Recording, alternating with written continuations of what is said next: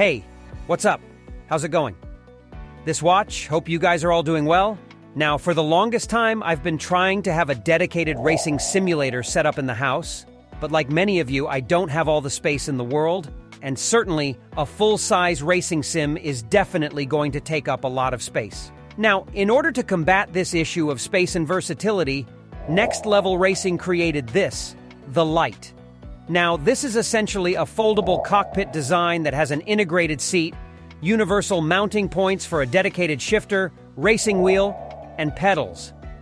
Now, the cockpit can be adjusted via 4 different points.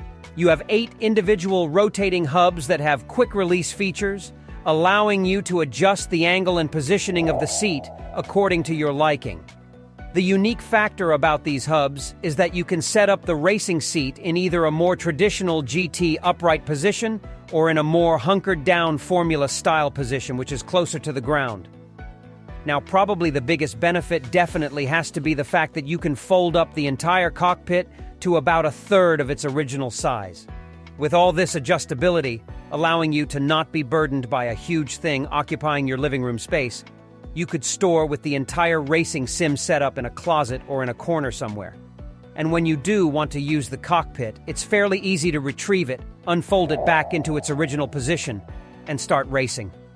Now, the overall ergonomics and build quality of the racing seat is fairly good. It can support up to 330 pounds, 150 kilograms. The build material is very durable, hypoallergenic. The seat itself is tall and wide. There's plenty of pedal adjustability for pretty much every type of body anthropometry out there, from tall, small, light to heavy. In terms of getting in and out of the cockpit, it's always going to be a little ungraceful for the most part. However, there is a latch opening the entire wheel bar assembly on the right-hand side, allowing you to get in and out fairly easily. For the time being, I'm not using this opening because I have the wires routed through that latch just based on my current setup, so I'm kind of hopping in and out fairly awkwardly on the left-hand side, which is definitely a little cumbersome, but I'm getting used to it. Obviously, the cockpit does not come with any racing hardware, but courtesy of Thrustmaster, we're using the T150 Pro. This wheel has been around for many years. It's compatible with PS4, PS3, and PC. And we're also using the 3-pedal Thrustmaster T3PA pedal combination in conjunction with the TH8A gated 7-speed shifter also from Thrustmaster. Now, the overall performance of the T150 Pro wheel is actually very good. It feels very similar to the T300 RS that we had a couple of years back. The force feedback system uses a mixture of belt pulleys, gears, as well as a metal ball-bearing axle. The overall feeling is very powerful and fairly accurate. In combination with the all-metal clutch, brake, accelerator pedal set, this is definitely excellent value for around $250 to $300. I had no issues in terms of mounting all this hardware to the racing cockpit itself. The shifter is a little bit flimsy, but you can definitely get it tight enough where it's fairly secure and not going to need too much adjusting once you find the right position for it. Now, the only complaints that I have with the cockpit itself is the fact that it is a little bit tricky to assemble when you first get it out of the box. It takes about 30 to 40 minutes based on my experience, and some of the pieces are so tight-fitting that you're going to need a rubber mallet to fully insert them all the way in. But once they're in, they're definitely not going to fall apart or get loose over time, which is probably more important than anything else. Furthermore, I do have to address the issue of the comfort aspect of the integrated seat, which is primarily made out of this breathable mesh material. Now, there are some foam inserts on the lumbar section of the seat, which does provide a little bit of extra comfort and support. But based on my experience thus far, past an hour of usage, this seat definitely gets a little bit uncomfortable, hard at times, and you're going to need to sit up and take a break.